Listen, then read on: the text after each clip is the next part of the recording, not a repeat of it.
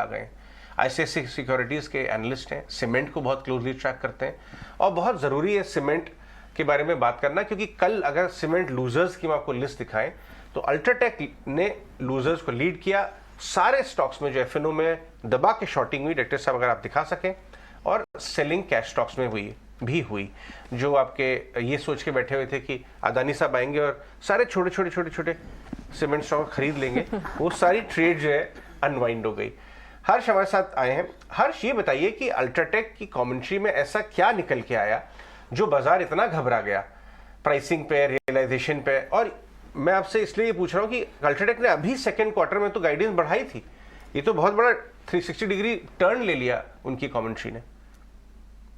Good morning sir. तो as you rightly said, जैसा आपने बताया कि कमेंट्री में जो चीज सामने आई वो ये है कि कॉस्ट प्रेशर्स अभी भी कम नहीं हुए हैं। जो हमें 2Q के बाद जो हमें लग रहा था कि कॉस्ट प्रेशर्स कम आएंगे, कोल पेटकोक के जो दाम है वो कम होंगे, वो अभी भी हुए नहीं है और वो रेंज बाउंड ही है।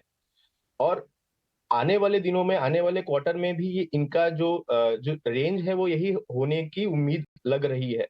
तो इस सिनेरियो में अगर कॉस्ट प्रेशर रेंज बाउंड रहेंगे तो प्राइसिंग का आना बहुत जरूरी है, और वो अभी तक हमें देखने को नहीं मिला है। अगर आप देखें Q3 में इट वाज अराउंड 130 से 140 रुपीज पर टन का इंक्रीमेंट हुआ है इन Q3, और जनवरी में कुछ पॉकेट्स में ही बहुत कम 5 से 10 रुपए का प्राइस हाइक हुआ है, वो भी कुछ सेक्टर्स, कुछ रीजन्स में।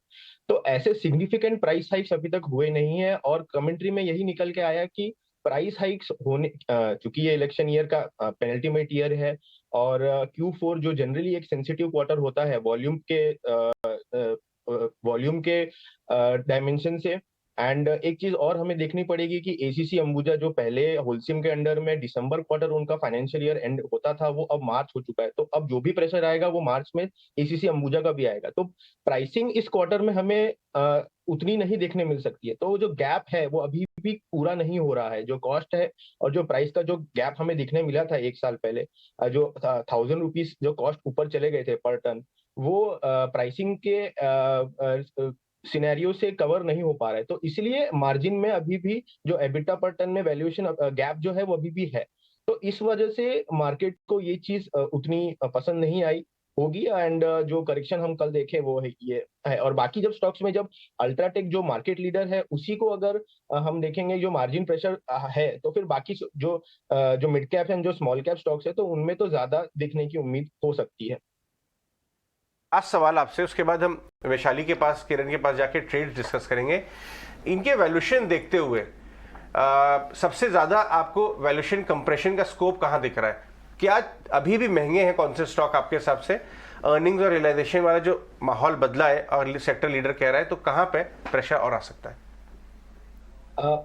मैं यही बोलूंगा कि जो स्टॉक्स जिनका बैलेंस शीट उतना स्ट्रांग नहीं है, जिनके बैलेंस शीट अभी भी लेवर्ड है, और जिनका बार्गेनिंग पावर उतना स्ट्रांग नहीं है, और उन रीजन्स में अभी भी फोकस्ड है जहां पर प्राइसिंग नहीं है, तो वहां पर हमें वैल्यूएशन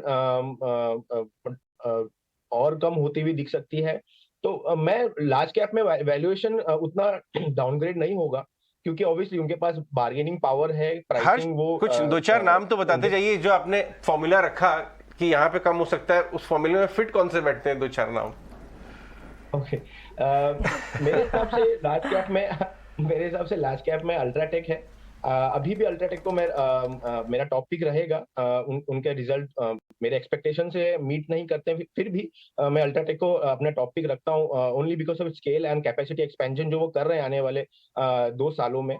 ये हो गया लार्ज कैप में। और मिड कैप में मैं आपको डालमिया भारत, जेके लक्ष्मी और जेके सीमेंट, ये तीनों स्टॉक मुझे इनमें से ठीक लग रहे हैं वैल्यूएशन और आने वाले कैपेसिटी ग्रोथ के हिसाब से। दो चीजें क्विकली आपसे जानना चाहती हूँ। प्राइसिंग स्ट्रेटजी अगर देखें, यहाँ पर दिसंबर 2022 के एग्जिट प्राइसेस से सीमेंट प्राइसेस में एक स्टेडी ट्रेंड इस वक्त नजर आया है। 2023 में फिलहाल तो कोई साइंस नहीं है प्राइस इंक्रीज के। प्राइस स्ट्रेटजी और साथ ही मार्जिन, एनालिस्ट का ये मानना है, एक्सपर्ट्स के ये कमेंट्री आ रही है कि मार्जिन जो हैं ओवरऑल सेक्टर के लिए ऑलमोस्ट 513 बेसिस पॉइंट्स तक गिर सकते हैं, मार्जिन को लेकर और साथ ही प्राइसिंग को लेकर। क्विकली आपका व्यू बताएं। मैम प्राइसिंग देखिए करीबन फर्स्ट 15 डेज ऑफ जनवरी में प्राइस हाइक्स हुए हैं, लेकिन वो काफी छोटे थे, 5 से 10 रुपए, और वो भी कुछ चुनिंदा रीजन्स में। कंपनीज के कमेंट्रीज में जो मैं कंपनी से बात कर रहा हूँ वो यही है कि आने वाले दिनों में प्राइस हाइक्स हो सकते हैं, 15 से 20 रुपए का एक्सपेक्टेशन है, वो लोग अटेम्प्ट कर सकते हैं इन ऑल द रीजन्स। तो ये एक पॉजिटिव पॉइंट है। सेकेंडरी जो अगर एक सिल्वर लाइनिंग ये भी है कि वॉल्यूम, अगर प्राइसिंग में थोड़ा सा भी कम होगा तो उसको कवर अप करने के लिए वॉल्यूम है, क्योंकि ये Q4 जो होता है वो वॉल्यूम हेवी क्वार्टर होता है।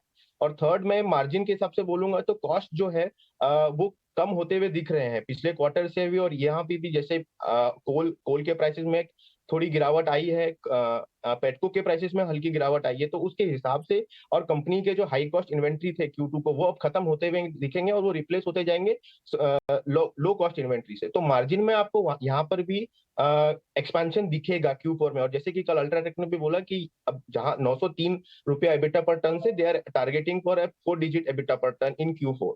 तो मार्जिन एक्सपेंशन तो मुझे दिख रहा है in large cap and selected stocks, जैसे मैंने बताया आपको, जिनके बैलेंस शीट स्ट्रांग है और जो जिनके कॉस्ट डिसिप्लिन वो लोग मेंटेन करते हैं। जी ऑल राइट हर्ष, बहुत बहुत शुक्रिया आज समय देने के लिए, ये एनालिसिस शेयर करने के लिए और अपनी टॉप बेट्स हमारे व्यूअर्स के साथ शेयर करने के लिए बहुत बहुत शुक्रिया आपका। चलिए